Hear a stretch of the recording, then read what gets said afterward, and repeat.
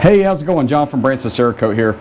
We got a question in our comments section a few weeks ago about P109 Microslick, and honestly I'd never even heard of it. So I got a hold of NIC and ordered a bottle of it, had some questions from them, called their tech support, and apparently it's just like regular Microslick. You pour it out of the bottle, strain it through 100 mesh, spray it like you normally do, but instead of it being a 7-day air cure, it's 1 hour at 300 or 2 hours at 250, just like H series.